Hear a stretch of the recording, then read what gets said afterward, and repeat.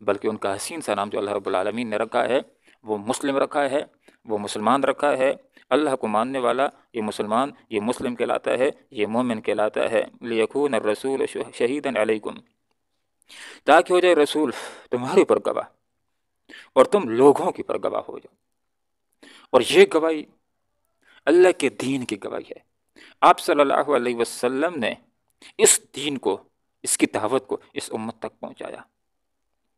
اب اس امت کا کام ہے باقی تمام انسانیت تک اس دعوت کو، اس دین کے پیغام کو پہنچانا۔ اور مفسرین حضرات نے اس کا ایک مطلب یہ بھی لکھا کہ آپ صلی اللہ علیہ وسلم آخرت کے اندر اپنی امت کے اوپر گواہی دیں گے، اللہ میں نے اپنی امت تک تیرا پیغام پہنچا دیا تھا۔ اور یہ امت پہلی امتوں کے حوالے سے گواہی دیں گے کہ اللہ جو پہلے انبیاء آئے تھے اپنے اپنے دور کے اندر اپنی اپنی امتوں تک تیرا پیغام پورا برحق انہوں نے پہنچا دیا تھا۔ پہلی امتوں کے لوگ اعتراض بھی جھڑ دیں گے کہ تم کیسے گواہی دے سکتے ہو کہ تم تو ہمارے بعد آئے تھے۔ تو یہ امت جواب دے گی کہ ہمیں ہمارے رسول حضرت محمد مصطفیٰ صلی اللہ علیہ وسلم نے یہ بات بتلائی تھی کہ پہلے جتنے انبیاء آئے ہیں ان سب نے اللہ کے پیغام کو اللہ کے بندوں تک پہنچانے کا حق ادا کیا تھا، اور آپ صلی اللہ علیہ وسلم بھی اپنے امتیوں کی گواہی کی تائید کریں گے۔ تو یہاں پر یہ بات ذکر ہو رہی ہے لیکون الرسول، تاکہ ہو جائے رسول شہیداً گواہ علیکم تمہارے اوپر، وتکونوا شہداء علی الناس، اور تم لوگوں کے اوپر گواہ ہو جاؤ۔ اس آیت نے ہمیں اس فریضے کی طرف بھی توجہ دلا دی کہ ہم نے فریضہ شہادت حق کو بھی ادا کرنا ہے۔ ہم نے حق کی گواہی دینی ہے،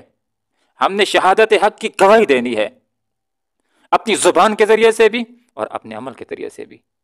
زبان کے ذریعے سے بھی ہم نے دنیا کو یہ بات بتلانی ہے کہ لوگوں، جو حق مذہب ہے، جو بہترین مذہب ہے وہ اسلام ہے، اور دلائل کے ذریعے سے بھی لوگوں کو یہ بات سمجھانی اور بتلانی ہے، اس بات کی گواہی دینی ہے، شہادت حق کی گواہی دینی ہے کہ باقی اس کے جو احکامات ہیں باقی مذاہب کے احکامات سے بہتر ہیں۔ جو نقطہ بھی اٹھا لیں، مثال کے طور پر ایک آدمی دنیا سے رخصت ہو جاتا ہے،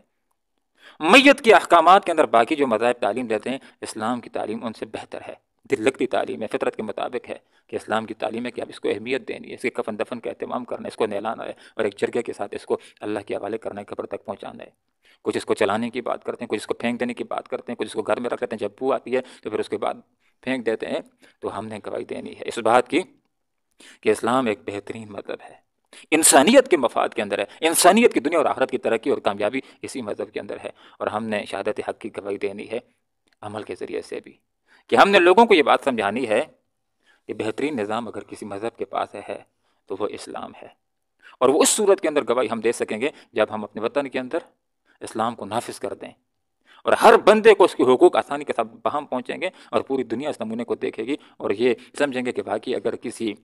دین کو بطور نظام اختیار کیا جا سکتا ہے تو بہترین نظام اسلام کے پاس موجود ہے۔ تو ہم نے شہادت حق کی گواہی دینی ہے، حق کی گواہی دینی ہے کہ واقعی اسلام ایک بہترین مذہب ہے، زبان کے ذریعے سے بھی اور عمل کے ذریعے سے بھی۔ اور یہاں پر یہ بات بھی ارشاد فرماتے فَأَقِیمُوا الصَّلَاةَ وَآتُوا الزَّکَاةَ، اور شہادت حق کی گواہی دینے کے لیے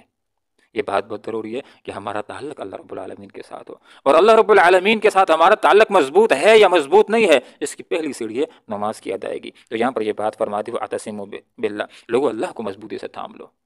تعلق باللہ، اللہ کے ساتھ تعلق کا قائم ہونا یہ بہت ضروری ہے۔ اور اللہ کے ساتھ تعلق کیسے قائم ہوگا؟ جب ہم وہ کام کریں گے جن کو اللہ تعالیٰ نے کرنے کا حکم دیا ہے، اللہ کے ساتھ تعلق مضبوط ہو جائے گا، اور جن گناہوں سے منع کیا گیا ہے پوری کوشش کے ساتھ ان سے روکیں گے تو ہمارا تعلق اللہ رب العالمین کے ساتھ مضبوط ہوگا۔ تو یہاں پر فرمایا کہ اللہ تعالیٰ